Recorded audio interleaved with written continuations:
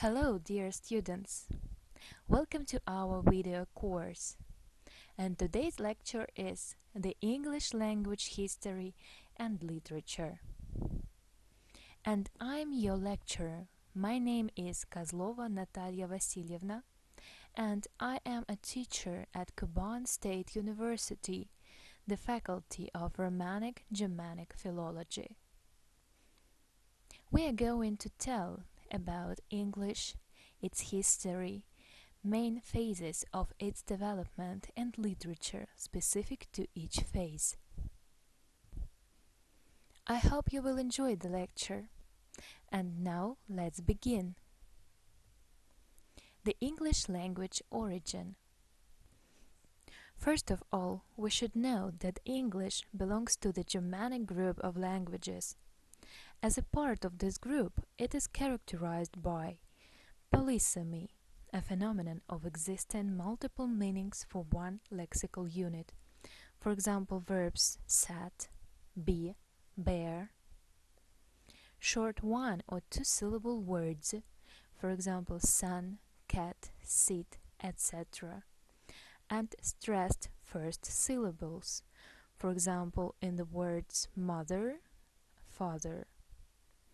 However, throughout centuries, English was evolving, absorbing new words, grammar, and spelling rules. For now, approximately 1/3 of English is native English. The rest consists of borrowings. The most influential languages in the English language formation are Latin and French. For example, wine, chair, machine, bouquet. Let's stop at the development of the English language.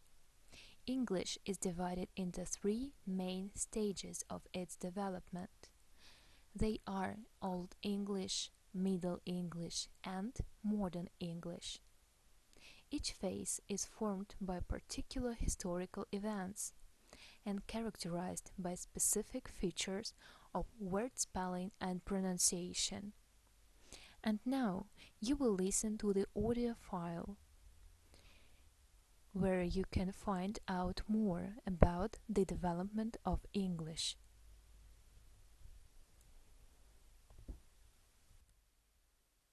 Lesson 1C, Exercises 2 and 3. The history of the English language is a complicated one, mainly because it is inevitably linked with the history of Britain and its inhabitants. Languages, like populations, are influenced by wars, invasions, immigration, trade, and many other factors. But in order to simplify the story of English, we often divide its history into three main phases. During the 5th century, Britain was invaded by Germanic tribes from mainland Europe, the Angles, the Saxons, and the Jutes.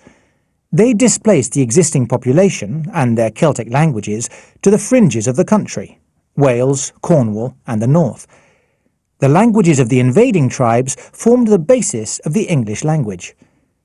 Today, we usually refer to this Anglo-Saxon language as Old English, and much of the vocabulary that we still use today has its roots in Old English, particularly words which are connected with their farming lifestyle.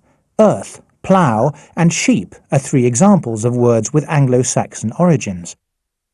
Perhaps surprisingly, Old English did not borrow many words from the Celtic languages of ancient Britain, maybe because the two populations did not really mix.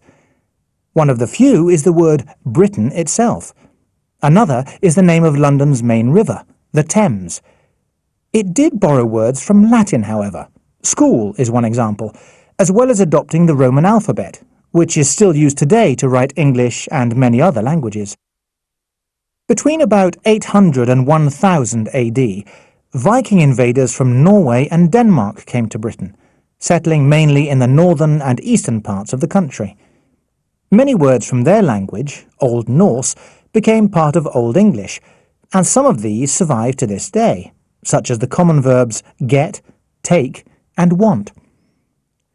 The transition from Old English to Middle English happened gradually, beginning around the 11th century. Grammar became much simpler. In Old English, there is a complex system of inflections, just as there is in German or Latin. but in Middle English there are very few inflections. To avoid this resulting in ambiguity, the word order becomes more rigid. In other words, we can tell which noun is the subject of a verb and which is the object, not by the endings of the nouns, but by the fact that the subject comes before the verb and the object comes after. This is, of course, a feature of modern English too.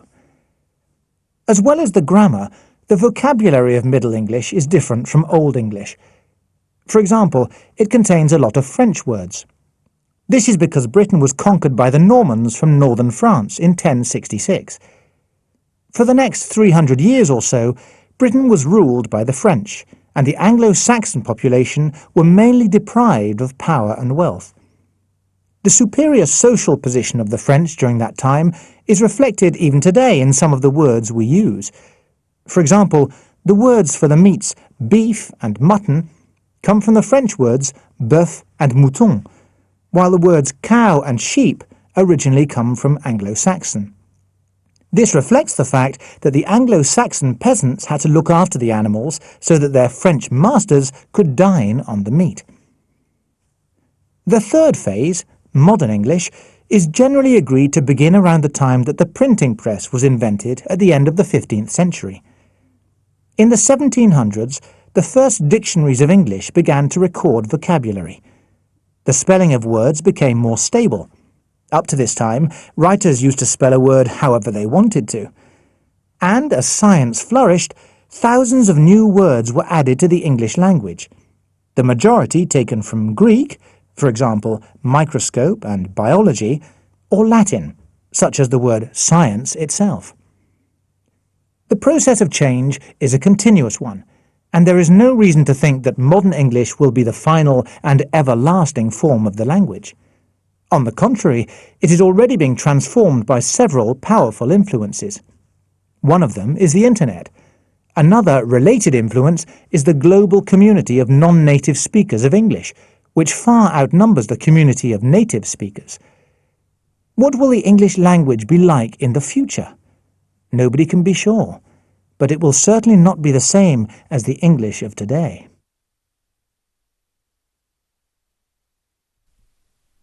After listening, you may check your comprehension in the self-checked task.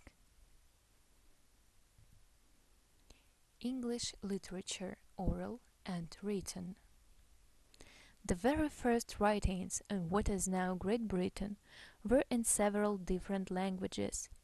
Latin, of course, since the Romans had occupied these islands for some 4 centuries.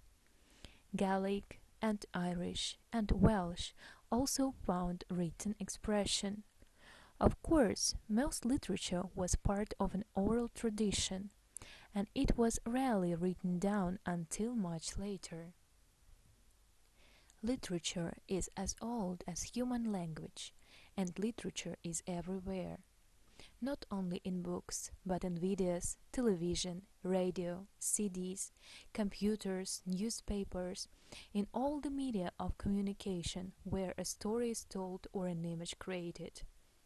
It starts with words and with speech. The first literature in any culture is oral.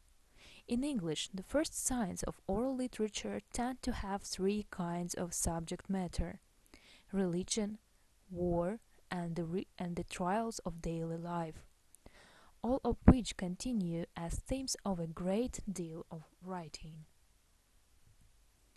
The first text we have from more than 1,500 years ago come down to us in Old English, and over the centuries they show influences of Norse and Viking, Anglo-Saxon and French invaders, as well as local regional dialects.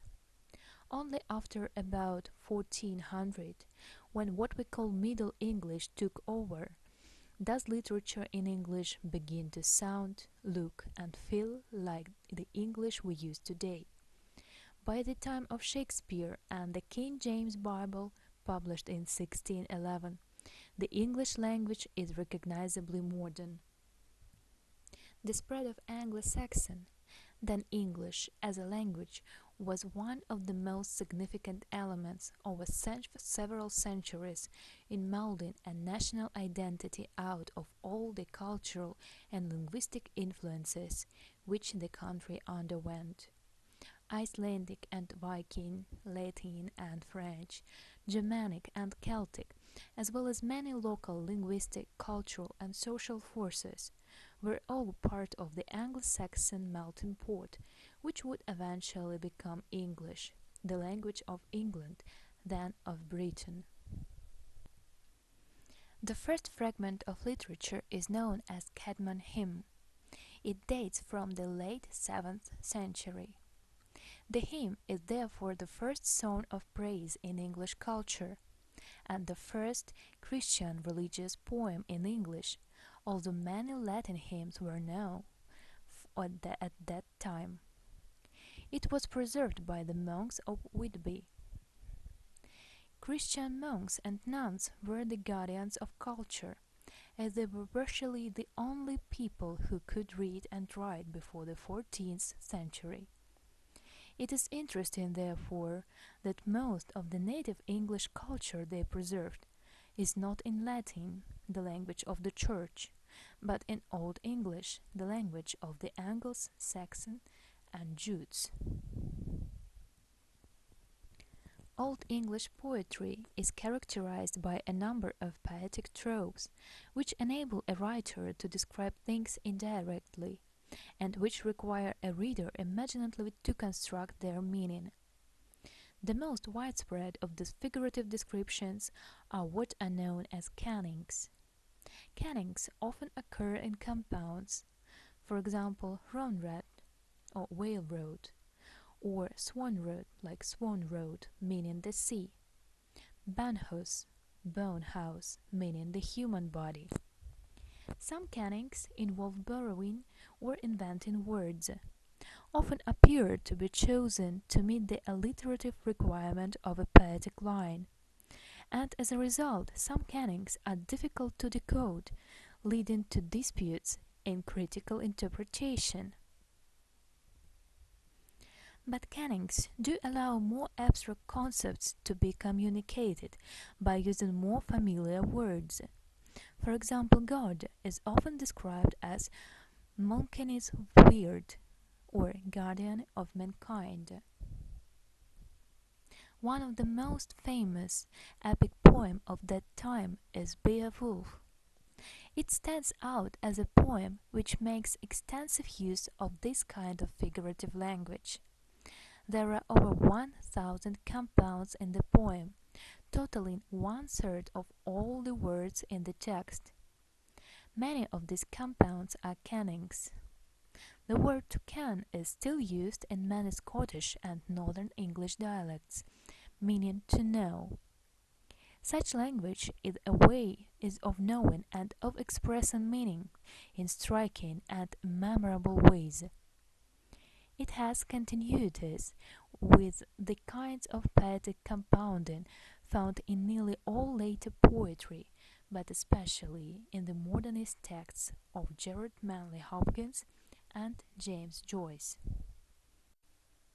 Writers in what we now call the Middle English period, late 12th century to 1485, did not necessarily always write in English. The language was in a state of flux. Attempts were made to assert the French language, to keep down the local language English, and to make the language of the Church, Latin, the language of writing. These European influences were largely channeled through London, now the capital city of the Kingdom of England. The kingdom was quite different geographically from present-day Britain. It extended into several regions of France, and from 1284 included Wales but did not include Scotland. A distinctive stylistic feature of the Middle English period was a rapid expansion in the number of words. These words often entered the language from Latin, but by the majority of imports were French. And indeed, some of the Latin words may have arrived through the vehicle of French. Middle English vocabulary thus often has sets of words, each with a different origin and each conveying more or less the same meaning, but with different patterns of use. For example, some modern equivalents are ask, question, and interrogate in Old English, French, and Latin accordingly. There are also the following groups of synonyms: kingly, Old English, royal, French, and regal, Latin; or holy, Old English, sacred, French, and consecrated, Latin; fire, Old English, flame, French, conflagration, Latin; or sheep, Old English, and mutton, that is, a borrowing from French. In each case, the Old English derived lexical items are generally more frequent in English and more colloquial and are more central and core to the language. The words of Latin origin are more formal, learned, and bookish in their use. The French words are considered to be more literary in function. It can also be noted that the French words confer a more elevated style on words used in domestic domains. After the Norman conquest, the language of the Norman ruling class was Northern French.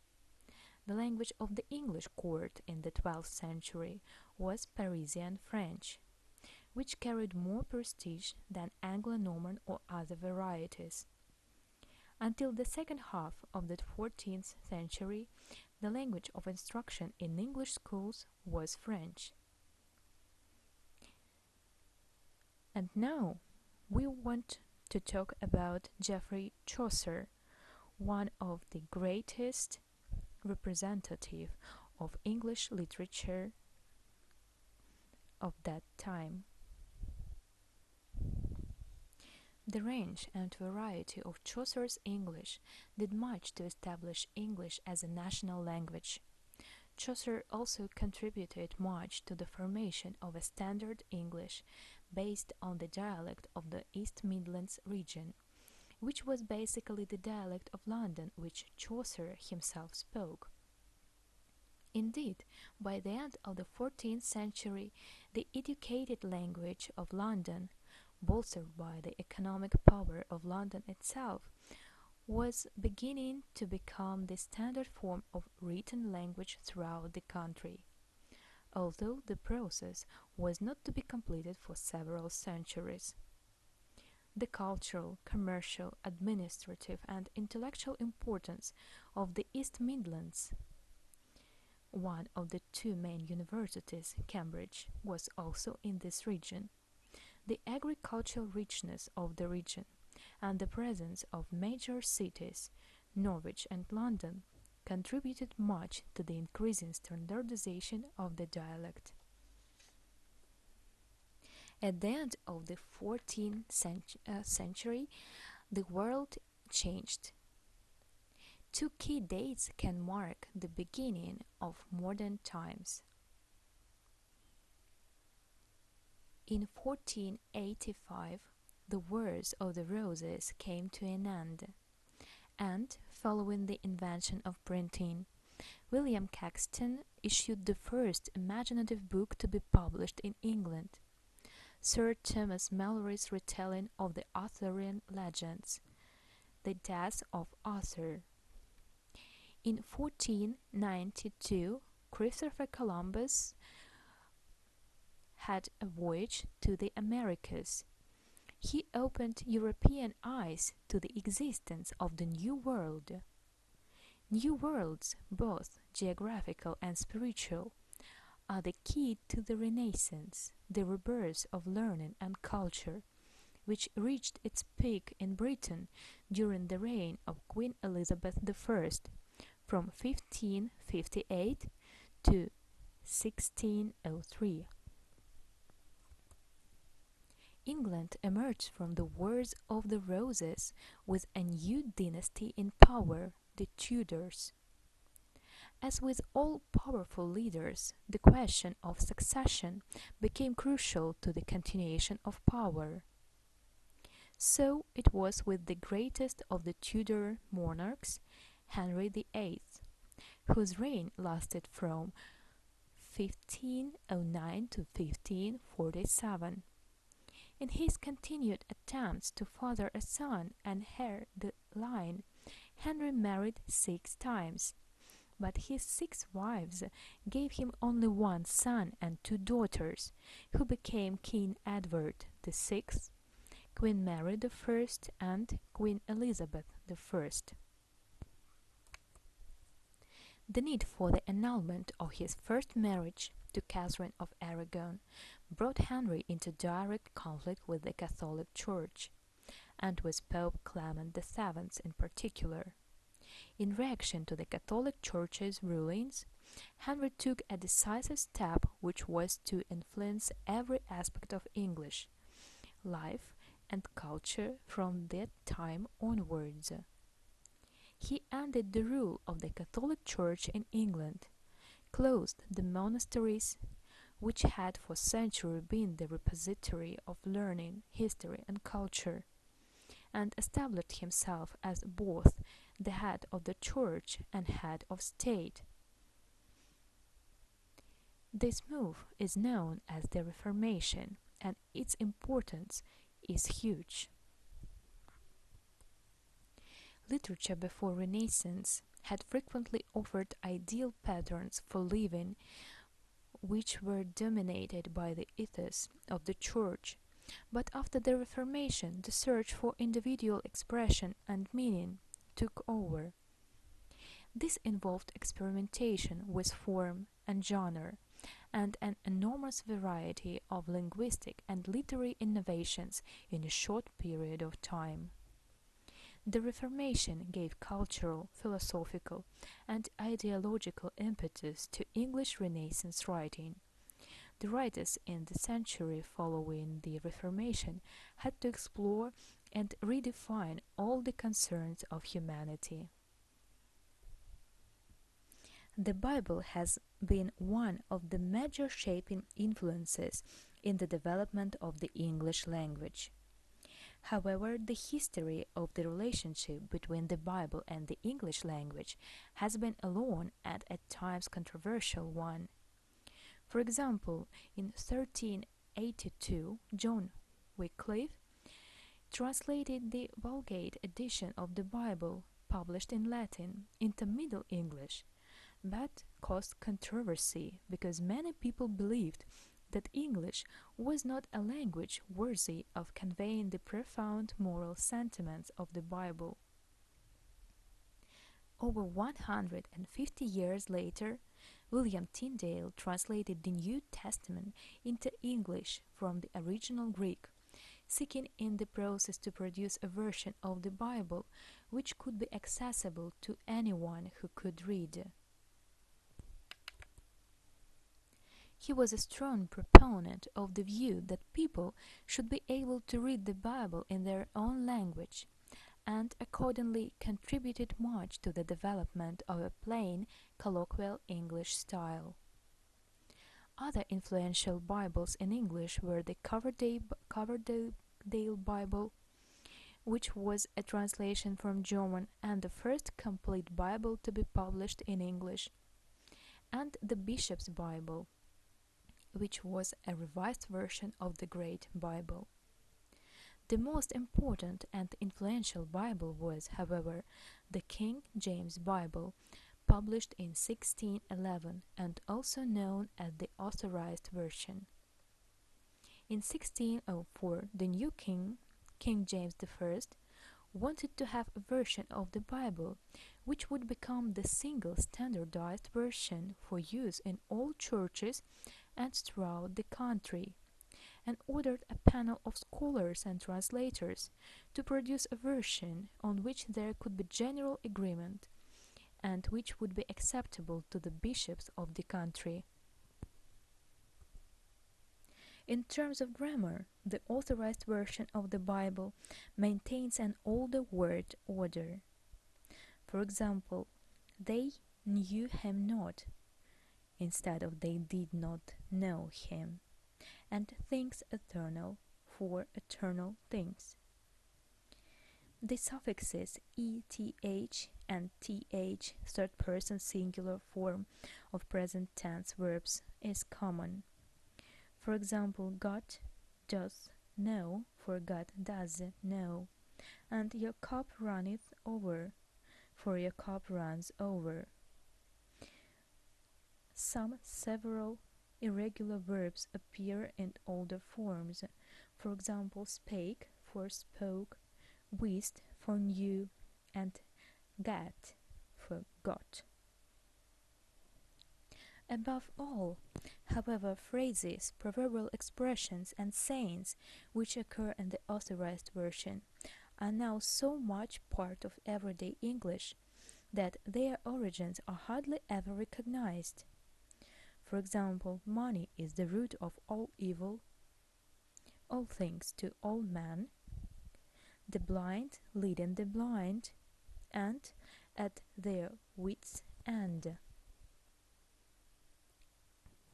The 16th century witnessed not only geographical and intellectual expansion, but also a rapid growth in the number of foreign words which became English words.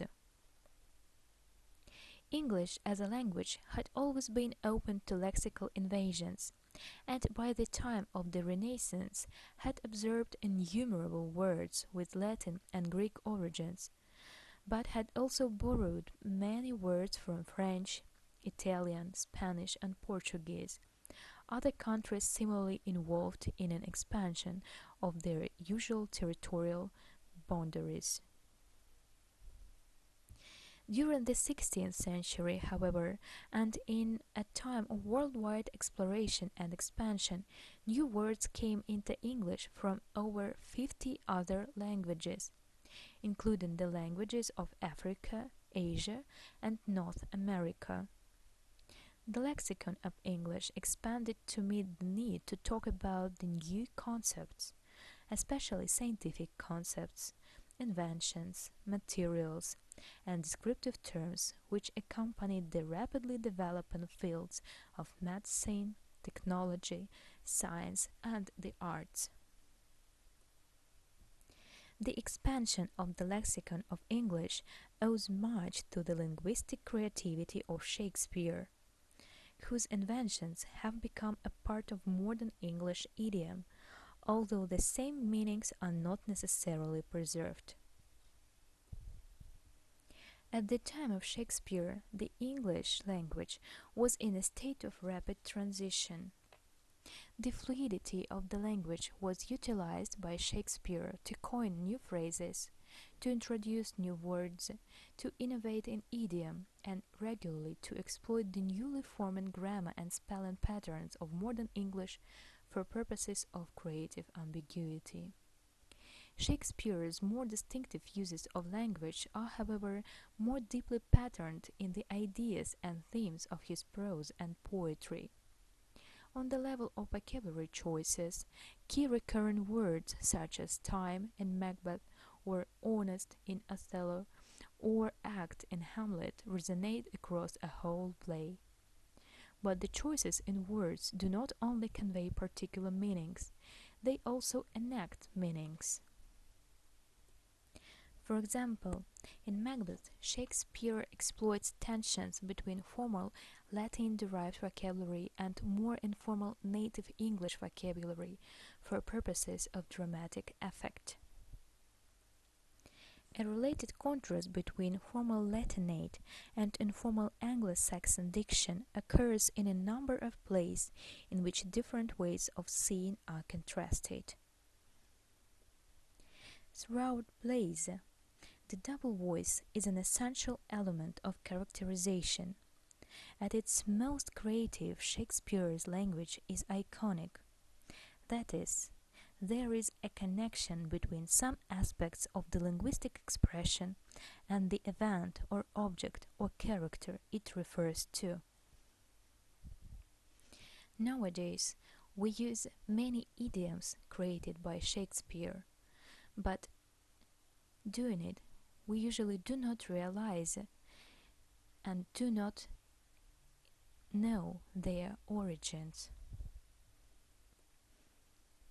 Look at the following examples. It's Greek to me. We use it when we don't understand a word, when the subject is too complicated to comprehend it. It's Greek to me means «я не понимаю ни слова». Это темный лес для меня. The next example is fair play or foul play. We use these expressions to show that something is honest or dishonest. So, fair play means честная игра по-честному, and foul play means нечестная или грязная игра. The expression dead as a doornail means absolutely dead. Совершенно мертвый. Мертвее не бывает.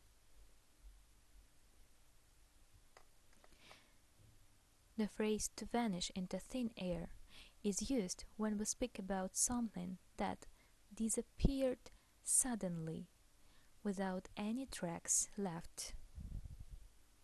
To vanish into thin air means раствориться в воздухе, исчезнуть без следа. Another example is a laughing stock.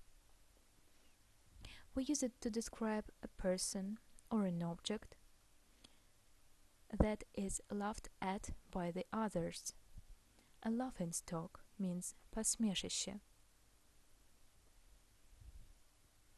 For goodness sake, we use this expression when we are irritated or surprised. For goodness sake, ради Бога, во имя всего святого. Talking about modern English, we can't avoid discussing one more type, one more phase of English language development, that is global English. Nowadays, English is still developing. Along old and merely obsolete words, a great amount of neologisms occur on a regular basis. It is strongly connected with the process of globalization. Many people around the world speak English as their first or second language, which account for its changes and further evolution as an inseparable part of English and what is more, global culture. Now you will watch the video about global English.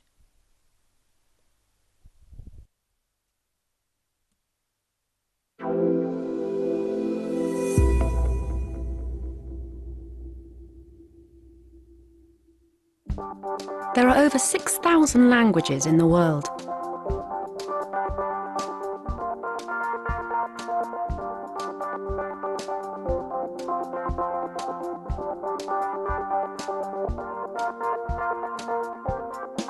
Mandarin Chinese and Spanish are the world's most common first languages.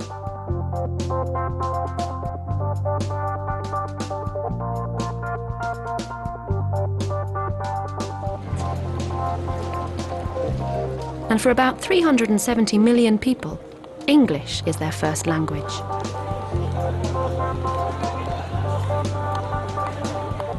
But for most people around the world, English is neither a first or second language.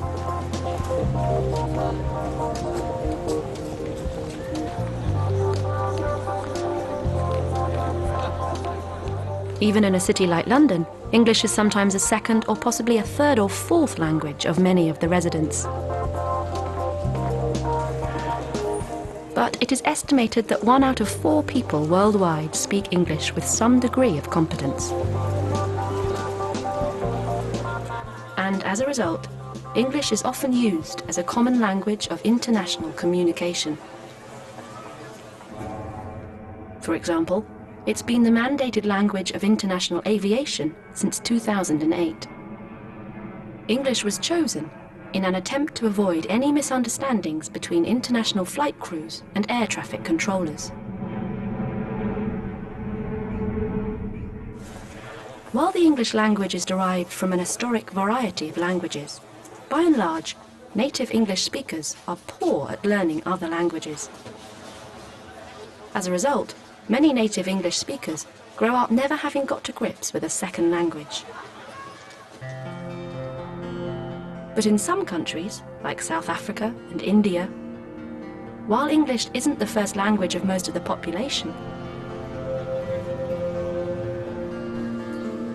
it's widely used as the language of education, science, commerce, and the internet.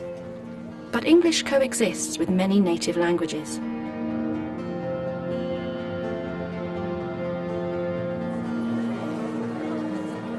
English is just one of South Africa's 11 official languages.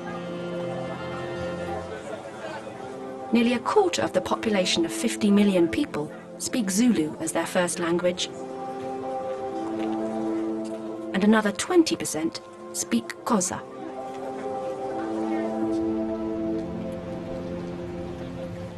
Afrikaans is the third biggest first language. About 13% of the population speak Afrikaans, a very similar language to Dutch. English is the first language of only 8% of the population. But over 45% of people speak it as a second language, and to communicate with speakers of other languages.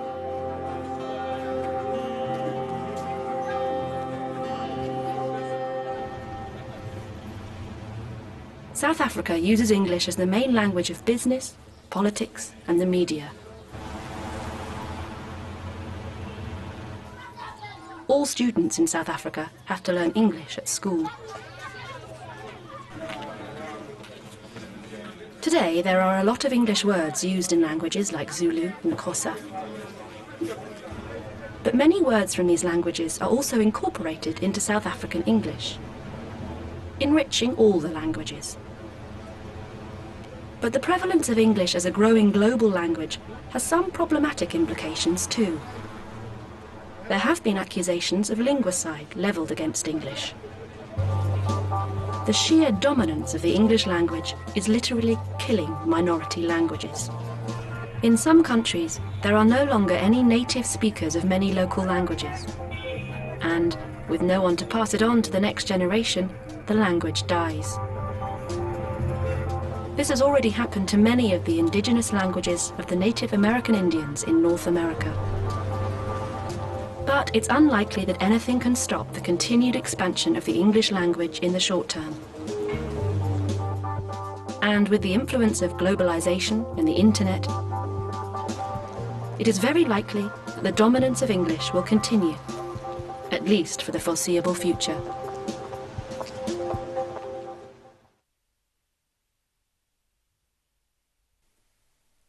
After watching the video, you may examine yourself with the help of self-checked task. For now, our video lecture is over. I hope that you have enjoyed and learned a lot of new. Thank you for your attention. Goodbye.